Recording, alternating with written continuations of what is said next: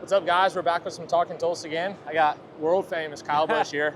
We're gonna get this thing started. Yeah, Kyle, not Tulsa famous, world famous, right? World famous, absolutely. Yeah, man. You're by far the most famous person I've had do this, and oh well, thank Larson's you. been on here, so. Oh, well, I appreciate that. You're giving me more than little tiny Kyle. Yeah, little guy. That a boy. No, let's start with, we're on the ramp, right? Yeah.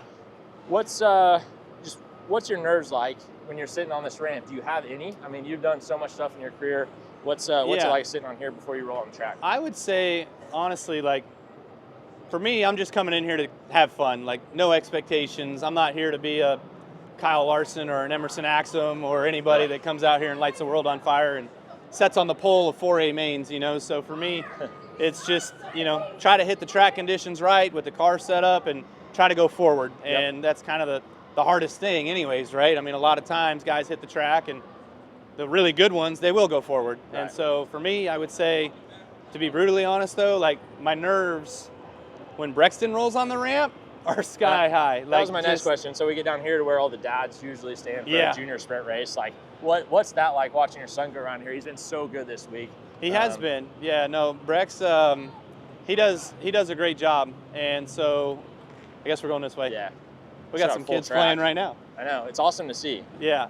And so, you know, when he gets out on the track, I mean, it's stressful just because a lot of the kids, they don't really know. They don't really have the sense of what I feel like they know or should know of what to do to race, right? Yep. Racecraft, all that.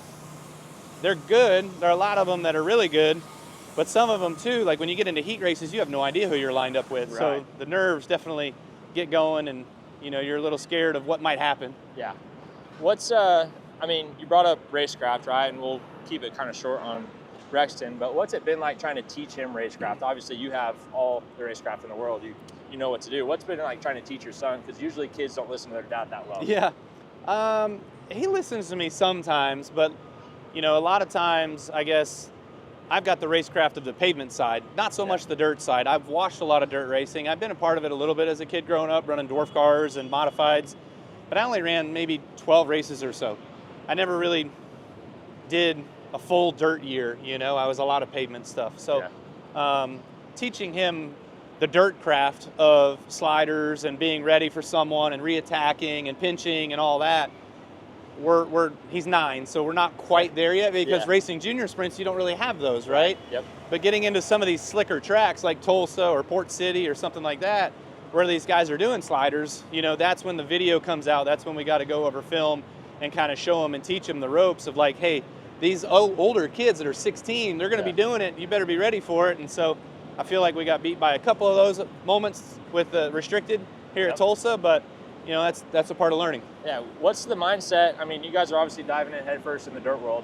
What's the mindset or reasoning behind, you know, you could be out doing more pavement stuff or go-kart stuff or whatever.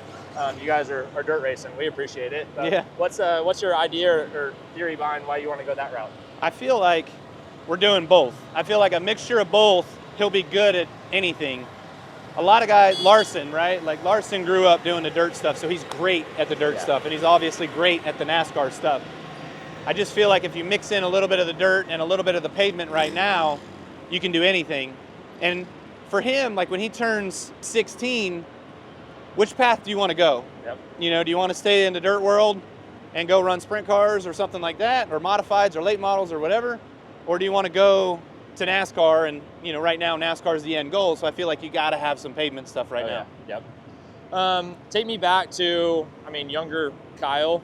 When did you start watching kind of sprint cars, open wheel stuff, more than just your modified stuff that, you know, you did or legend stuff you did? Well, so growing up in Vegas, we had the dirt track at Vegas. And so when it was built, late 90s, early 2000s, I want to say I was at the first World of Outlaw race that was out in Vegas, you know, that's super cool. I was out there watching that stuff. So that would have been. Do you know who your favorite driver would have been? Steve Kinzer. Man, incredible I answer. walked right into pits with a Quaker State Steve Kinzer. That's so cool. Sweatshirt from my dad, and boom, had him sign it, you know. So I remember that still to today. I mean, it was so cool to see those guys, Sammy Swindell, Steve Kinzer, Craig Kinzer at that time. Yeah. Just the legends of dirt racing that I grew up with, you know. That's cool. Yeah.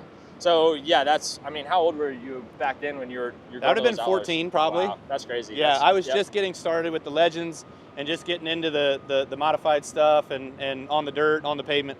Yep. Okay, so obviously Chili Bowl's coming up. That's kind of the big hot topic. You know, where did your mindset shift to? Okay, I actually do want to race Chili Bowl, because forever you said I'm not doing it. My wife won't let me. Yeah. It's just not going to happen, and here we are. I'm still not sold on the idea, actually.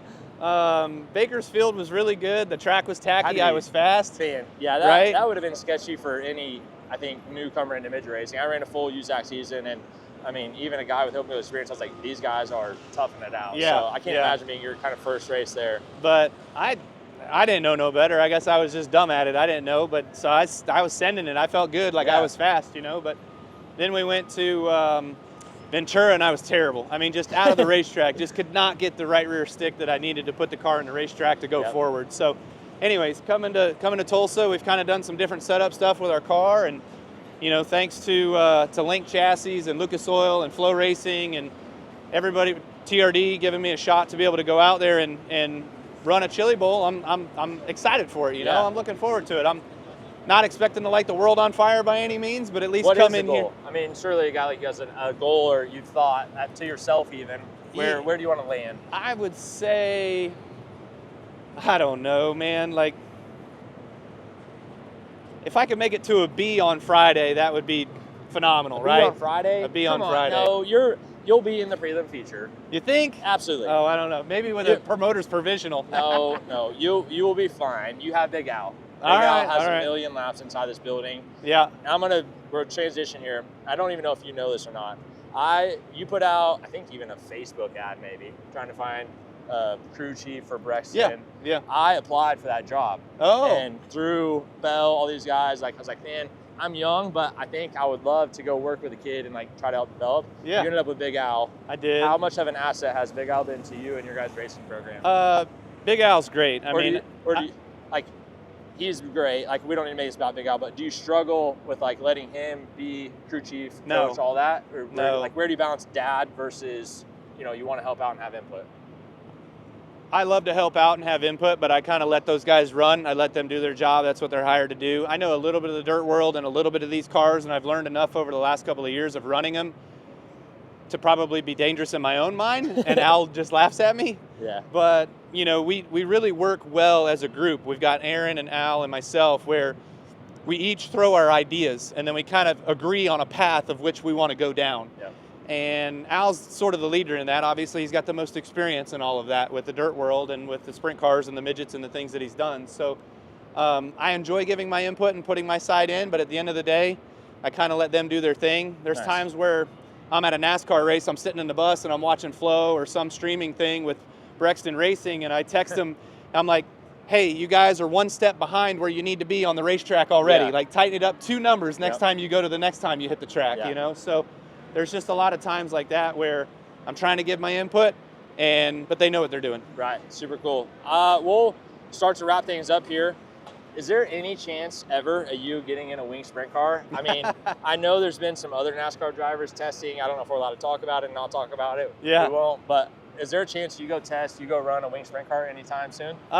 Maybe. I would at least like to give it a shot, at least go test, at least go run, get some laps in one and just kind of feel it out. You know, a lot of guys, Larson's trying to get me to do it. He wants me to run a race in it already. I'm like, hold on a second. I haven't even sat in one. So I think it'd be fun. I enjoy the wing side more here, honestly, than the non-wing side. Yeah. Why? I don't know. I guess the real drivers are the non-wing guys. I'm not a real driver. See, so. I mean, I used to race non-wing sprint cars. I love the wing stuff way more. I think it requires so much more footwork. Does any of that from your asphalt and stuff apply to the footwork, the hands here on dirt, or not at all? No, I wouldn't say so. I mean, there's been some times where I've run the micros and then I get into the NASCAR side and I'm like, oh man, this actually kind of feels similar. Like, you know, you're a little tied in and then you gas it and your hands are straight for the exit.